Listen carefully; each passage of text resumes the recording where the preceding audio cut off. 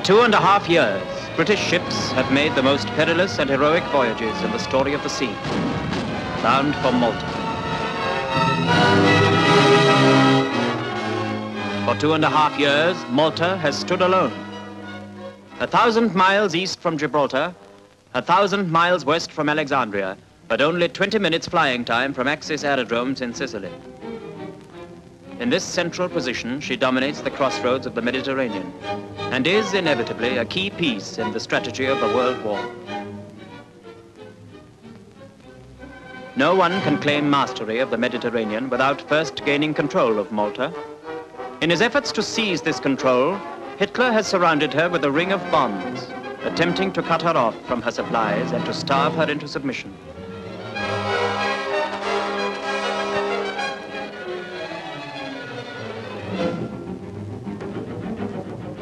Malta is a little island of rock and sun-baked dust.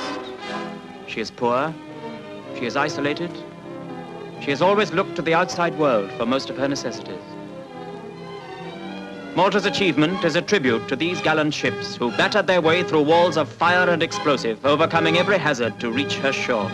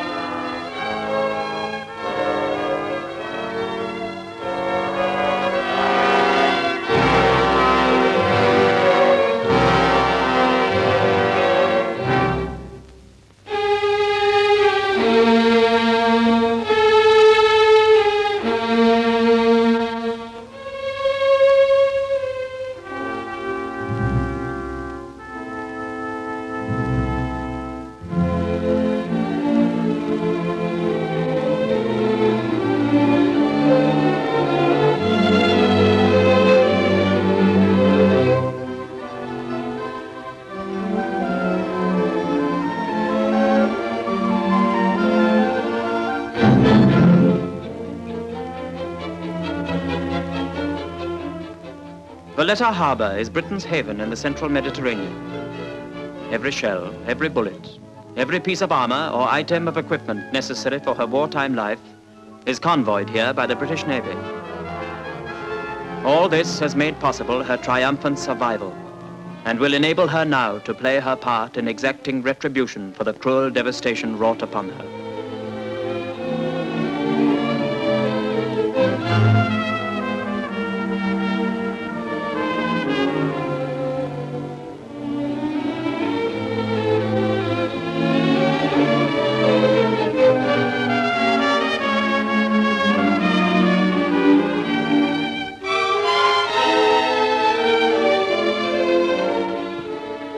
Malta was a beautiful island.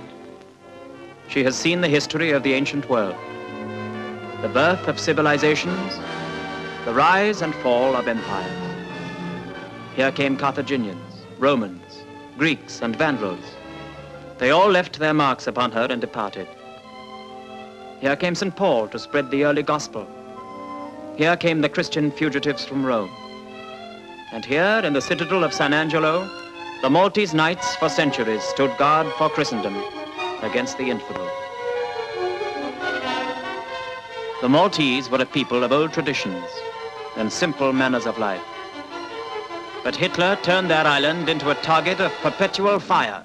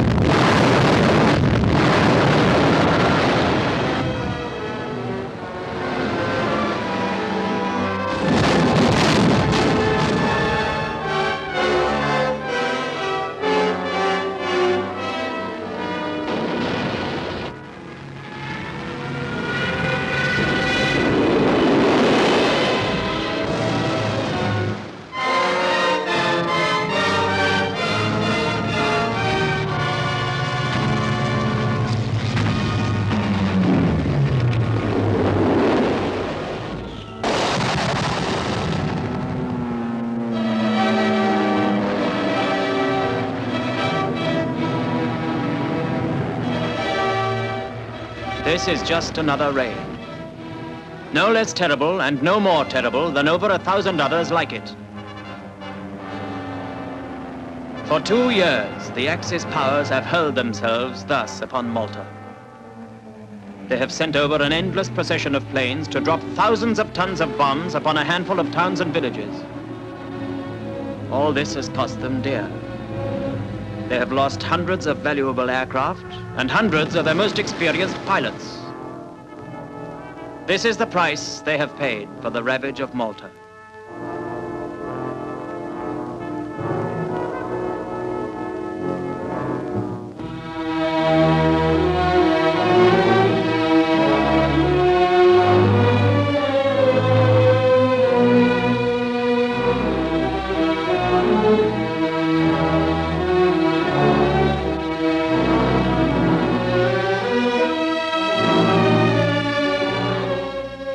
Great clouds hang over the battered island, and Malta's 1774th raid is chalked up. Once more, the people come out of their caves and shelters. Once more, they come out into the littered streets and view with accustomed eyes new damage and new personal loss. This has been their daily life.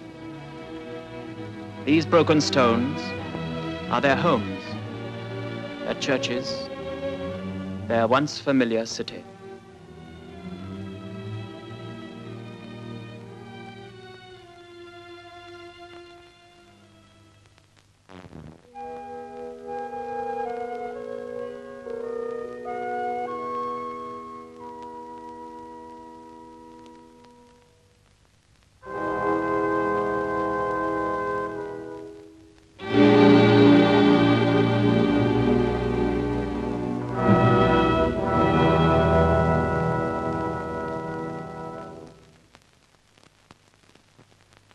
The ordeal of the people has been prolonged and ceaseless.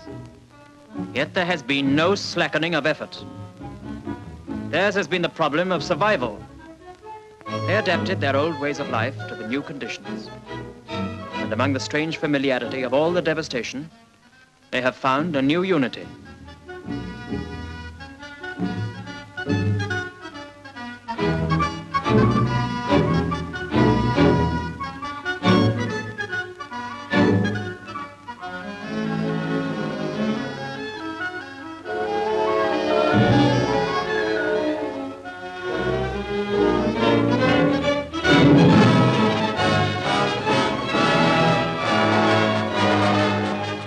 That underground granary has been in existence for centuries. Today, it again plays its part in storing food for the people of the island.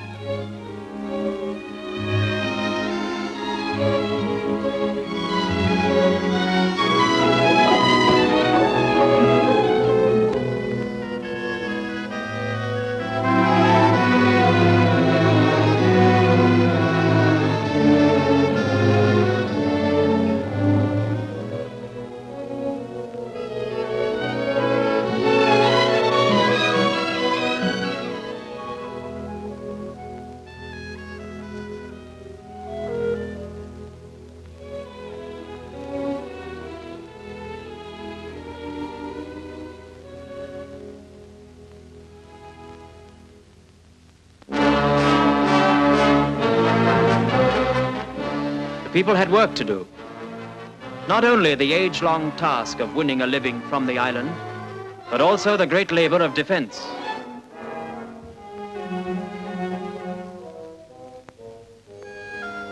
These are the children of Malta. They have endured all that this film records, and they go to school as usual.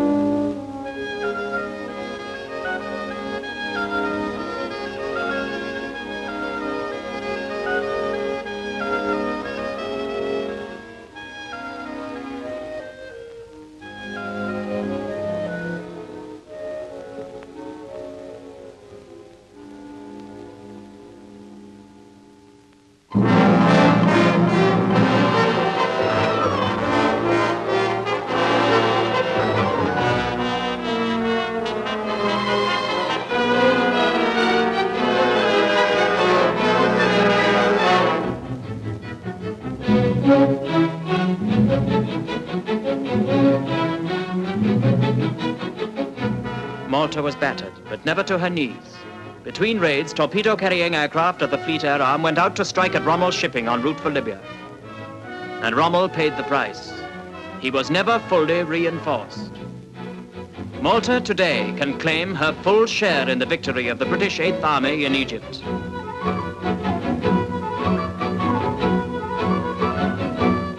To cover the island, Spitfires and Hurricanes have maintained a ceaseless patrol.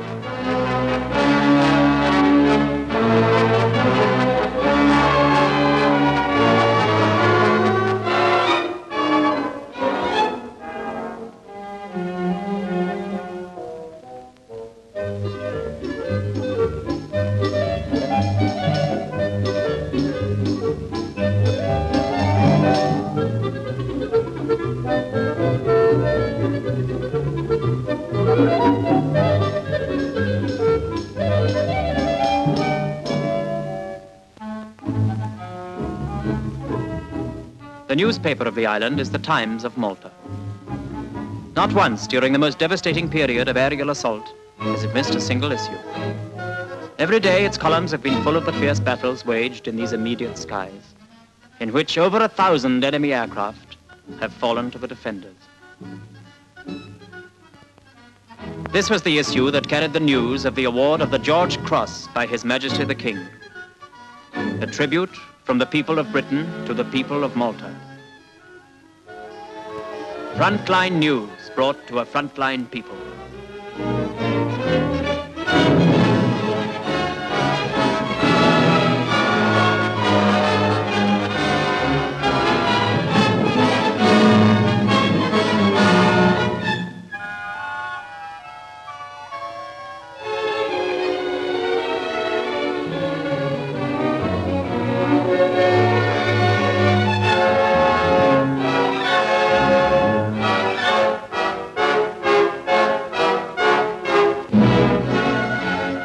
Malta's strategic position has been the cause of much of her suffering in the past, and it has been the cause of much of her glory.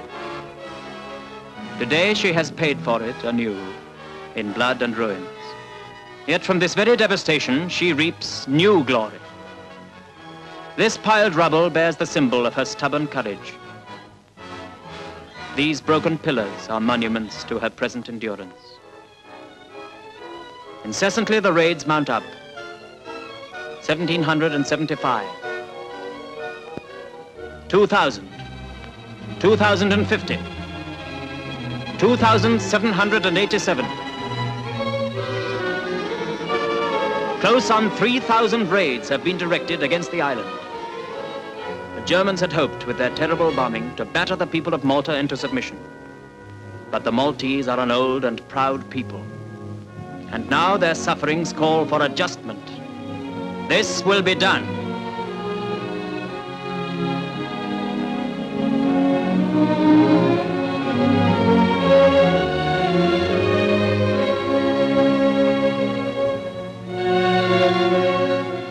These scenes of Wellington bombers going out by night to smash the Axis aerodromes in Sicily were taken when the storm was at its height.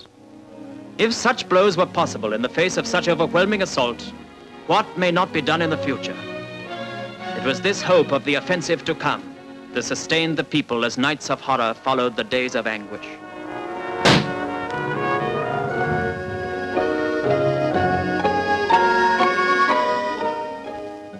This is Malta. This has been her life. This has been her history. This is her glory. Like Britain, she stood that freedom might survive. The same enemies sought to destroy her. The same bombs fell, the same fountains of blood and stone leaped up. But by her stand, out of the smoke and dust, shone forth the overwhelming victory of Egypt and the occupation of the French North African coast. And on this foundation, on the ruins of Malta, may be erected the structure of Nazi defeat. Such is the will to freedom, the will to victory. Such is the spirit of the island of St. Paul. This little, brave, George Cross Island in the Mediterranean. The island of Malta.